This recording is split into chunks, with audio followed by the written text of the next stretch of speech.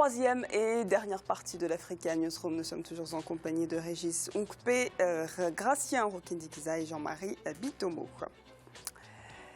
La société de gestion et d'intermédiation CGF Bourse a lancé le 12 avril 2017 à Dakar, la capitale sénégalaise, un fonds commun de placement islamique de l'UEMOA. Une première en son genre quand on sait que la plupart des fonds issus du marché financier n'adoptent pas les principes de la loi islamique qui interdit les intérêts. Explication de Marcel Farba-Maroun.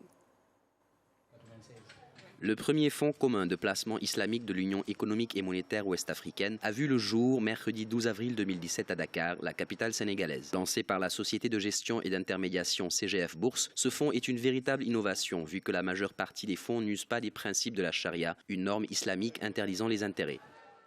C'est d'abord une attente forte d'une certaine catégorie de la population, qui est en bonne partie composée de musulmans qui souhaitent faire des placements en bourse comme tout citoyen africain lambda, sauf que certains, de par leur conviction religieuse, avaient des soucis quant à la conformité des titres qui sont proposés à la loi islamique, à la charia. Donc, pour ne pas trop s'engager dedans sans être sûr, sans être assuré que les titres sur lesquels ou les produits sur lesquels ils vont placer sont charia compliant, sont halal, ils préfèrent s'abstenir.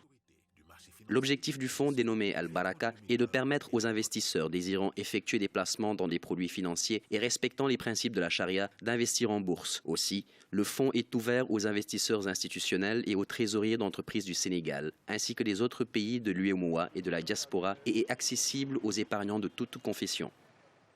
De manière générale, vous pouvez retrouver des actions, des obligations, des titres du marché monétaire, que ce soit des bons du trésor, etc., etc. Donc ça, c'est le principe de base d'un fonds commun de placement. Quand on dit un fonds commun de placement halal ou islamique, c'est un fonds dans lequel on retrouve des titres qui sont certifiés conformes aux exigences de la loi islamique. Afin de certifier la conformité du fonds commun de placement islamique Al-Baraka, un comité de conformité composé d'éminents érudits en finance islamique a été constitué. Le fonds dénommé FCP Al-Baraka ciblera les actions à hauteur d'une fourchette située entre 75 et 95%, le reste étant injecté dans les obligations Soukouk. Jean-Marie, j'ai finalement envie de dire que CGF a pris le train en marche et s'est simplement rendu compte que la finance islamique pouvait être un marché porteur en Afrique. Ce n'est même pas une question de marché porteur, c'est une question de potentiel dont regorge, si vous voulez, la finance islamique. Je dis toujours sur ce plateau, quand on parle de l'économie, l'économie c'est quoi là-bas? C'est de la confiance. Si les individus n'ont pas confiance en un système, les individus n'y adhèrent pas. Vous pouvez mettre à leur disposition tous les moyens de financement que vous voulez, mais dès que ça ne concorde pas avec ce que j'appelle souvent la proximité culturelle, psychologique des individus les uns par rapport aux autres, les Africains se retrouvent dans un mode de financement qui épouse la psychologie des Africains. Et d'autant plus que, en pratiquant, si vous voulez, la finance islamique, on contribue à alléger la charge de la dette des États africains en tant que tels. Est-ce que ça aidera à augmenter la bancarisation de bien sûr, ça va augmenter la bancarisation. Dès que les individus savent que c'est vrai que dans la finance islamique, vous avez pas de taux d'intérêt, chose qui est déjà essentielle. Donc, ça obéit à la logique des Africains, parce qu'il ne faut pas oublier, ces fonds islamiques qu'on nous amène là, il y a un précédent en Afrique, il y a un antécédent qui est ce que nous avons appelé en Afrique les tontines. Donc à partir de ces tontines-là, vous n'avez pas de taux d'intérêt. C'est tout simplement un mode de financement communautaire qui permet aux individus de pouvoir financer les projets des uns et des autres, sans avoir à recourir, si vous voulez, au marché financier. Elle recherche le profit d'une manière ou d'une autre. L'institution, la preuve est là, c'est que le fonds islamique n'est pas uniquement axé sur le profit. Donc on ne peut pas mettre ça comme étant tout simplement... Est-ce que ce segment de finance sur lequel l'Afrique peut et doit compter aujourd'hui, d'après vous? Ça doit compter parce que c'est sur un autre mode de financement, mais il y a un petit bémol par rapport à ce que vient de dire Jean-Marie, c'est que c'est une banque en soi. Ils ont besoin de gagner de l'argent, sauf qu'ils transforment la façon de gagner de l'argent. On dit qu'il n'y a pas d'intérêt. Par exemple, les États ne peuvent pas emprunter sur son marché parce qu'il faut payer des intérêts. Si, les États peuvent emprunter. Comment les fonds islamiques, le Sénégal l'a fait il y a 2 ans. Les Soukouk, bien sûr. Oui, ce sont des obligations, mais c'est basé sur autre chose. Parce qu'en principe, ça dépend, tout dépend. On peut, par exemple, passer par de location de ce qu'on appelle le crédit bail. on achète un produit, on le vend à la personne, on augmente le prix, on l'a acheté 100, on va le vendre 120, on vend à la personne 120. En réalité, les comment on gagne? Oui, mais le profit n'a rien à voir avec la notion de profit et de taux d'intérêt. Ce sont des choses différentes en économie, Gratien. Ce sont des choses différentes. C'est différent, sauf qu'au niveau des finances islamiques, ils transforment, ils changent. Donc quel avantage procure alors cette finance islamique? Il y a un gain, il y a un profit. Parce qu'en soi, si on vous prête, on ne va pas vous prêter de l'argent, soit vous participez dans la finance islamique, qui va participer, par exemple, si je fais une société, va entrer avoir des actions. Si je gagne, la finance va gagner. Si je perds, la finance va perdre. Ils peuvent faire autrement, c'est-à-dire, je vais acheter une voiture, la finance islamique achète la voiture, 100 000, et va me vendre la voiture 150 000, donc la finance va gagner 50 000. Il n'y aura pas d'intérêt, on va dire qu'il n'y a pas eu d'intérêt, mais en soi, il y a eu une valeur ajoutée qui sera partagée pour les actionnaires. Sinon, les autres ne peuvent pas gagner de l'argent. Avec tous les gens qui sont titulaires des comptes dans la banque. C'est ça qu'il faut préciser. C'est-à-dire qu'il n'y a pas de la gratuité. Les banques sont là pour gagner des sous, il faut le dire. Monsieur Moumpé, qu'est-ce que vous pensez, vous, de cet essor de la finance islamique en Afrique? Je pense que pour assurer les épargnants, l'idée est juste de leur faire comprendre que ce n'est pas un fonds spéculatif, un fonds boursier au sens sauvage du terme, qui pourrait justement, comme on a vu d'autres fonds, des fonds vautours ou des fonds carnassiers, qui... il y a une sorte d'éthique finalement qui est posée dans cette forme de financement. Qui émane de la loi islamique et qui pourrait intéresser. Mais moi, l'aspect le plus intéressant quand même dans ce fonds, c'est que vu la population musulmane d'Afrique, qui est quand même assez importante, elle sera sensibilisée davantage à la bancarisation. Il faut dire qu'en réalité, il y a encore des gens en Afrique qui mettent l'argent sous le lit ou qui n'ont pas encore confiance au système classique des banques et des fonds. Je crois qu'effectivement, avec ce fonds, on peut arriver quand même à une couverture un peu plus large. Après, effectivement, peut-être certainement au-delà de l'UEMOA que ça fera florès. Mais ce qui est intéressant, c'est que non seulement ce n'est pas réservé qu'aux musulmans, donc on peut être non musulman et épargné, et pas exclusivement au pays de l'UEMOA. Donc je trouve quand même que c'est un modèle certainement qui sera amené à être plus développé en Afrique. C'est un modèle qui est intéressant, on va parce que si les États africains s'y intéressent, c'est qu'il y a quelque chose au bout. On va à présent parler d'un autre sujet. Le Togo, qui est le premier pays africain à totaliser un score de 85% pour la mise en œuvre des normes et des pratiques internationales en matière de navigation aérienne. Après Audi, le certificat a été remis à ce pays d'Afrique de l'Ouest par l'Organisation de l'aviation civile internationale. On fait le point avec Idalat Mirabel-Bissou. Le Togo hissé au sommet de la navigation aérienne en matière de qualité et de respect des normes en Afrique.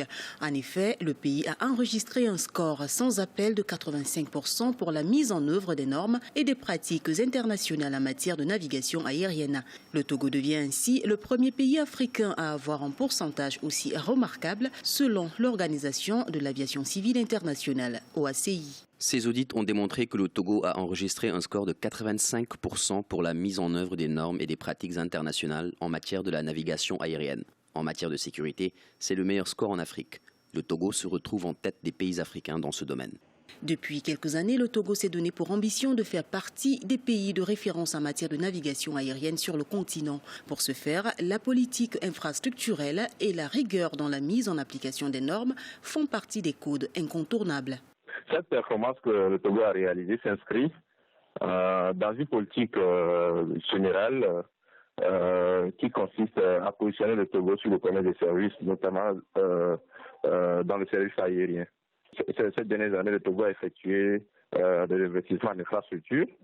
Donc, vous avez l'aéroport de Lomé qui est rénové, où il y a la sécurité de mise. Askai, la compagnie aérienne africaine basée au Togo, a enregistré la croissance la plus rapide ces dernières années. Cette dernière a réussi à développer un plus large réseau de destinations en Afrique de l'Ouest et centrale avec un peu plus de 174 vols hebdomadaires. En Afrique, la question de la sécurité aérienne est un enjeu incontournable pour les compagnies aériennes. Des efforts sont faits par les États dans ce sens. En 2016, le continent a enregistré 19 crashs avec 325 victimes, une légère baisse par rapport à 2014 où l'on comptait 21 crashs pour 694 victimes.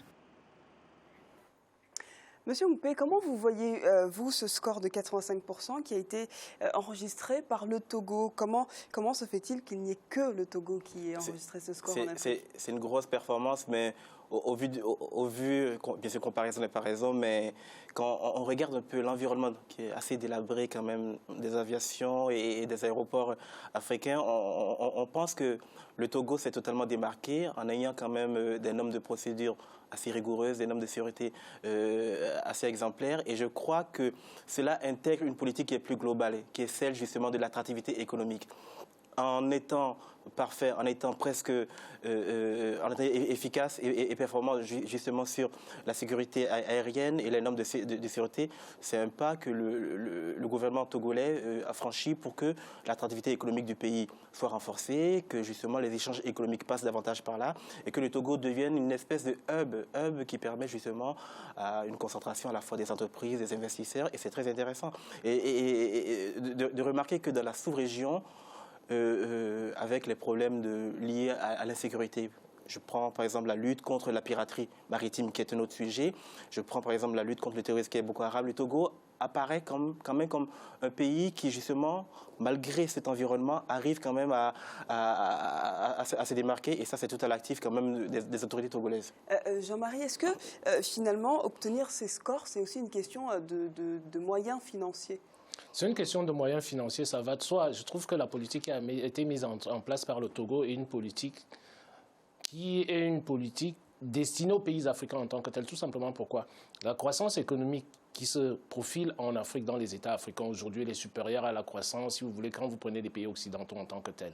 Donc, pouvoir sécuriser les investisseurs étrangers qui viennent. Il a parlé de l'attractivité territoriale là tout à l'heure, notre invité. Cette attractivité territoriale là commence par la sécurité, tout simplement. Pourquoi? Parce que les Occidentaux, on parle souvent de tourisme sur ce plateau. Pouvoir parler du tourisme, ça voudrait dire quoi? Ça voudrait dire qu'il faut d'abord de la sécurité et de la sécurité. C'est aussi un gage de sécurité pour les passagers. Sûreté et sécurité, c'est un gage pour les passagers. Sachant très bien pourquoi pas 100% finalement, 85? Est-ce que c'est oui, mais un 85, bon vous le savez, là, je l'ai dit souvent sur ce plateau, l'aéronautique nécessite des fonds très très lourds pour y investir. Donc déjà que le Togo, si vous voulez, quand on prend un petit pays comme le Togo... Mais nous, en tant que passagers, on aimerait... En tant que passager, ça sécurise les gens. Ça rassurerait également. Le passager voudrait bien avoir 100%, mais je pense qu'ils vont y aller progressivement vers les 100%. Mais déjà, l'effort initial est un effort qui est louable pour un pays comme le Togo, de pouvoir sécuriser, c'est-à-dire, c'est une porte d'entrée pour les investisseurs étrangers, l'attractivité du territoire, sachant très bien que les avions, il n'y a pas de retard, les normes internationales sont respectées, et sachant très bien aussi qu'au départ de Lomé, vous avez Lomé qui aura beaucoup plus de destinations qui lui seront accordées grâce à la compagnie Askai. Grâce, si vous voulez, à cette sécurité et à cette pratique des normes internationales là, qui est respectée. Nous voyageons tous en Afrique et le premier constat, je pense que la porte d'entrée dans un pays pour attirer, qu'on soit investisseur, qu'on soit particulier, qu'on soit une ONG ou juste un simple touriste, c'est l'aéroport. Et je crois que ce score aussi dénote comme de la qualité de la réception, de l'accueil des gens qui viennent au Togo. Et je crois qu'en plus, bien sûr, à 100%, ça va être parfait et ça pourrait inspirer. Et on est beaucoup dans les aspirations sur ces plateaux, en espérant que des pays, effectivement, puissent recopier efficacement ce qui se passe ailleurs.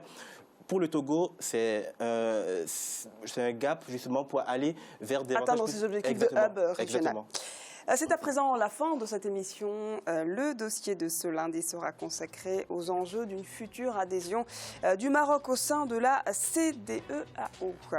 Merci à vous, Régis Ompé, d'avoir participé à cette émission. Je rappelle que vous êtes directeur exécutif d'Interglobe Conseil. Merci à vous.